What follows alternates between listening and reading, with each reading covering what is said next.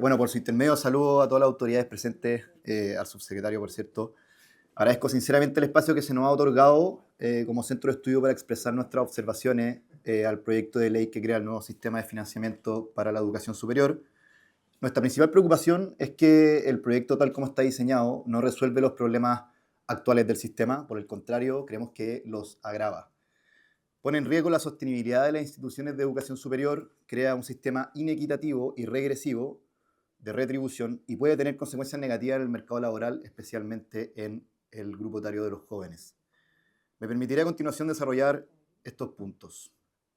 Primero, respecto al riesgo para la calidad, equidad y sostenibilidad del sistema de educación superior, uno de los pilares principales de este proyecto es la eliminación del copago para la mayoría de los estudiantes, así como el establecimiento de una regulación centralizada sobre aranceles, vacantes y rendiciones. A simple vista esto puede sonar justo, pero en la práctica esto representa una camisa de fuerza para la educación superior que termina por comprometer su financiamiento y autonomía. Actualmente, el 20% del financiamiento total del sistema proviene del copago que hacen las familias. Si se elimina esta fuente para el 90% de los estudiantes, es decir, para 9 de los 10 deciles, estamos hablando de una pérdida cercana a 1.300 millones de dólares anuales del sistema. En un contexto de déficit estructural, arrastrado por las instituciones de educación superior, estimado en 780 millones de dólares, el riesgo de desfinanciamiento es altísimo. Entonces, ¿en qué se traduce esto? En que muchas instituciones no podrán sostenerse.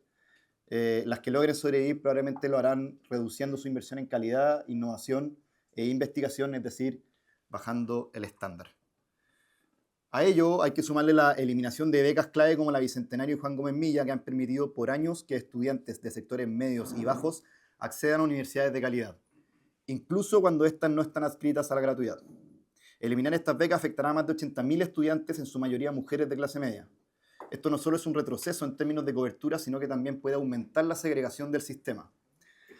Los estudiantes vulnerables quedarán concentrados en instituciones con gratuidad, muchas veces de menor calidad, mientras que aquellos de mayores ingresos podrán seguir accediendo a universidades de excelencia que no opten por entrar al FES.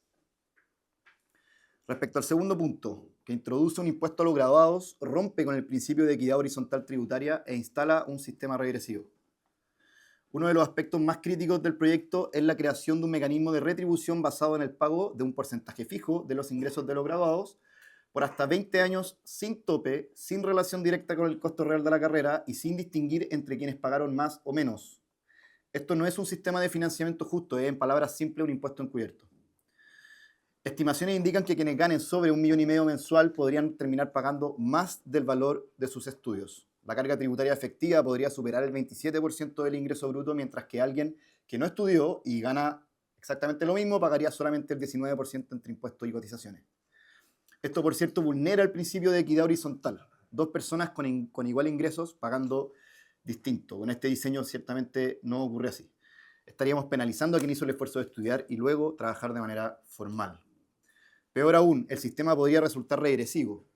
Egresados de origen vulnerable que logran la anhelada movilidad social podrían terminar subsidiando a futuros estudiantes de mayor ingreso. La experiencia internacional muestra que sistemas de crédito contingente con topes claros y responsabilidad individual han tenido mejores resultados. Respecto al tercer punto, genera fuerte desincentivo a la formalización laboral. Este punto es probablemente uno de los más subestimados en la discusión pública. Sin embargo, creemos que es de los más relevantes y puede tener efectos muy graves en el largo plazo. El FES se aplica exclusivamente sobre los ingresos formales de los egresados, es decir, si una persona trabaja de manera informal no paga. Esto genera un desincentivo directo a la formalización laboral, especialmente en jóvenes, que, dicho sea de paso, son el segundo grupo etario con mayores niveles de informalidad laboral en Chile, seguido de los adultos mayores. Importante relevar eso. Si un joven que egresa de su carrera y busca empleo recibe una oferta formal, pero sabe que si se formaliza deberá pagar por hasta 20 años un recargo sobre el impuesto a la renta, es muy probable que opte por mantenerse en la informalidad. El FES eleva el costo de trabajar formalmente, afectando la cotización en pensiones y salud y comprometiendo la recaudación fiscal del futura y, por cierto, la sostenibilidad del sistema. Esto no es menor. En un país con recientes reformas laborales y de seguridad social que han encarecido la demanda de mano de obra, sumado a una verdadera crisis de natalidad y acelerado envejecimiento poblacional, la promoción del empleo formal debe ser una prioridad de primer orden. Por eso agregar un impuesto al trabajo formal juvenil es absolutamente contrario a los desafíos que asoman las próximas décadas y dicho sea de paso es empujar a más personas a la precariedad y a la desprotección. Me permitiré, presidente, por último, proponer algunas alternativas que apunten a mitigar los efectos negativos del proyecto sin renunciar al legítimo objetivo de aliviar la carga de la educación superior. En primer lugar, creemos necesario sustituir el mecanismo de retribución por un crédito estatal que sea contingente a los ingresos, con pago proporcional, con un tope razonable y con relación al costo real de las carreras. Así, dicho crédito deberá asegurar que no existan sobrepagos poniendo límite a la deuda adquirida por el estudiante. En segundo lugar, se debe restituir la posibilidad de copago para los deciles que no aplican a la gratuidad, es decir, los deciles 7, 8 y 9. De esta manera se resguarda la salud financiera de las instituciones de educación superior, sobre todo aquellas no adscritas hoy a gratuidad y en las que la calidad de la educación que imparten depende de ingresos de esta naturaleza.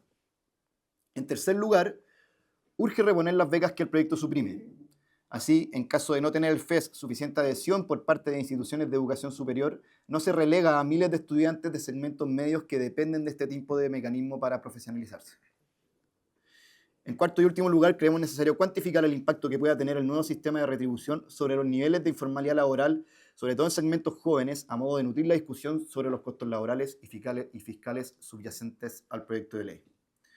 A modo de conclusión, yo creo que la pregunta de fondo acá es en qué estamos invirtiendo los recursos del Estado. Por cierto que este proyecto puede costar miles de millones, pero mientras tanto la educación parvularia sigue con coberturas bajísimas, la educación escolar está en crisis, violencia, ausentismo, caída en los aprendizajes y la inversión más costo efectiva para la equidad, es decir, para eliminar las brechas desde su origen, que es la primera infancia, sigue siendo postergada. No podemos seguir dándonos el lujo de financiar lo que suena bien, pero que no funciona. Este proyecto no resuelve los problemas de la educación superior, los agrava, no premia el mérito, lo castiga y pone en riesgo la sostenibilidad de todo el sistema. Muchas gracias, presidente.